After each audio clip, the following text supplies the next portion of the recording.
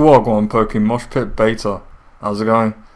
I go by the name of Sour, and I give you a standard match against a director of our own personal channel, Sweet. Our links will be down below, and yeah, he just asked for a battle and I accepted. As you can see from the teams, he has a standard, well, not really standard sand team, but he has brought the sand team with the Gligar to abuse the Sand Veil, as well as the level 1 Aaron with the Endeavour set. As for me, I brought a unusual team of a mix of O's and UU's, as well as one IU actually, Sork. This team was actually based around Sork and is actually a paralysis team where I abuse the, not para hacks, but how to slow down the opponents so my other more powerful sweepers can kick in and take out the rest. But yeah, without further ado, let's get on with the show. So Sweet leads off with his Haxorus and I'm going to lead off with my Jirachi. Originally in our first match we got disconnected on the first few turns, so we're just going to try and reenact the turns as closely as possible, as he originally goes for the taunt, predicting my stealth rock because Sweet knows I like to get my rocks up and I like my entry hazards, but I'm going to predict that and go right for the body slam, trying to get the paralysis. He goes for the taunt, which he actually goes for the earthquake, but in any case I go for the body slam again and I actually didn't get the paralysis this turn, as I would have just iron-headed, as he also DD'd on my predicted switch, which I didn't. In any case, I'm not going to go for the iron head just in case I didn't flinch him, since this was actually a double down where he took himself out of life orb, so I'm just going to bring in Sork to close combat it. I am choice banded, adamant, so it's not going to live from that range of health as I get my defense drops. We're still reenacting the turns, guys, as this was a double down and I knew he would bring in this T-Tar to set up the Sandstorm, and I brought my Sork. And I know he's going to think I'm going to over-predict and go for the Earthquake, but nope, I'm going to go right for the close combat and easily take that thing out. Choice banded, adamant once again, 4 times, super effective, not limiting that whatsoever. I get buffeted by the Sandstorm, which is okay since I am inner focus, not sturdy.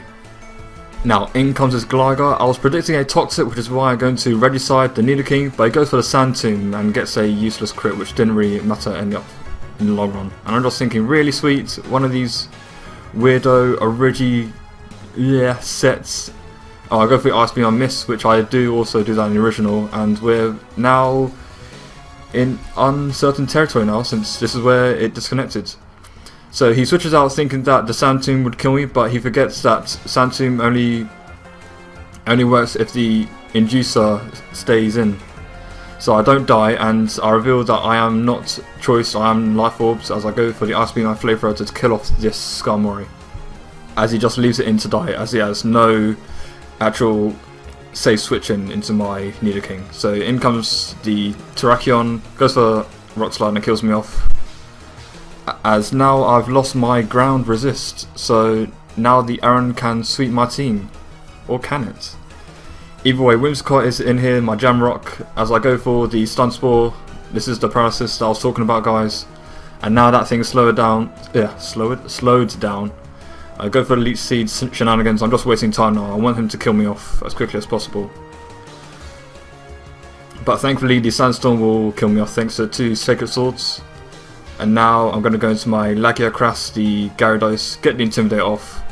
So I still think Intimidate is pretty good, even though it does have Moxie. Go for the Waterfall, easily knocking this thing out, despite the fact that I am not max attack on this. I am actually a bulky DD set. Either I get buffed by a Sandstorm and I get some leftovers gain, as he brings in his level 1 Aaron. I thought he was going to bring in his Rotom, which I was very scared of when I saw this Aaron, since this was kind of messing up my battle plan, but he then double switches out into his Garuga, the Gligar, as he forgets that I am actually part Fire now due to the typing change in Gen 5. As I'm going to switch out into my Sork since I need my Rotom, and talk about unconventional, I go for the Sunny Day with my Sork. Now just hear me out, guys, as I'll explain my reasoning why I have Sunny Day on Sork. Since as I've looked at Sork's move pool, he gets close combat, which I'll just spam to high heaven like I'm a Latios with Draco Meteor, Stone Edge and Earthquake. Now the only other move I could possibly think of to use would probably be Brick Break for screens, which isn't that much of a priority. There's Reversal, which are not reversal sets. There's also Retaliates, but that's much more useful on a Choice Scarf set. And then there's also Payback for Psychic types, but because this is a Paralysis team, in the best situation I can possibly find myself in, I should be faster. So with all those options out of the way, I thought the best thing I could do is to try and counter other weather teams, since whether it be an extra drill trying to sweep my team or the sunny, basically just weather trying to sweep my team. So I'll get rid of that weather, and down it goes. So now I've wasted time with Sork and he finally dies. I'm going to bring in Lagacross to Gyarados. I'm going to set up a few DDs so I can just take this Gligar out, Mr. Toxic, which is the only bit of hacks I kind of get, I think, in this match. As I know, because I'm a bulky DD set, I know that after +1, the Gligar will be taken out. It'll probably be a 2-hit KO on this Gligar. As I just go for my last Waterfall and easily take that Gligar out. Well, toxic damage is starting to rack up a tiny bit now. So, you know, what can you do? As he brings out his last Pokemon, Pebble, the Aron. As he goes for the Protector, gets some more toxic damage up. I'm not sure why he just didn't go for the Endeavour, but either way, it doesn't really matter in the long run. As I'm just stalling out right now. Well, he's stalling me actually. As I go for the Waterfall, he needs to pray that he doesn't get the flinch. And Sturdy kicks in and no flinch, so he goes for the Endeavour. Brings me down to 1 HP and gets all of his health back with the Shell Bell, which is what Arons do, as the toxic damage will work as pseudo weather. As I bring in my last guy, the Iron Chef Rotom, as I go for the trick, which is essential, since now, because he will go for the Endeavour right now, so that he brings me down to 12 HP, I believe. Yeah, that's it. As he would have went for the Toxic next turn and would have taken me out. But nope, instead I'm just going to go right for the T-Bolt and win this match with 2 HP. So that is good game, Sweets. We had a lot of fun with this match actually.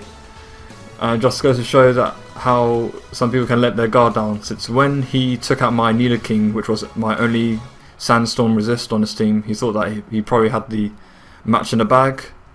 But unfortunately I've always got another plan. There's always method to my madness, if you hadn't already noticed. But yeah, PokeMoshPitbeta, that is the match. If you enjoyed or liked the match, please give a thumbs up. If you didn't, dislike it. If you didn't like it, dislike it and tell me why you didn't like it. But if you did thoroughly enjoy this actually, come check out our channel. Again, this is me and Sweet's channel. Mine are more informative, his more kind of jokey, laid back. I use some pretty anti-metagame stuff, as he just uses whatever you could say original, I call them what the hell.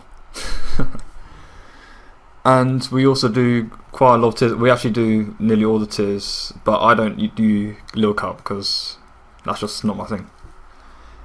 In any case, like, comment, subscribe, and I'll catch you guys on the other side. I hope to post here again. Thank you very much, PokeMoshPit Beta, and see you around.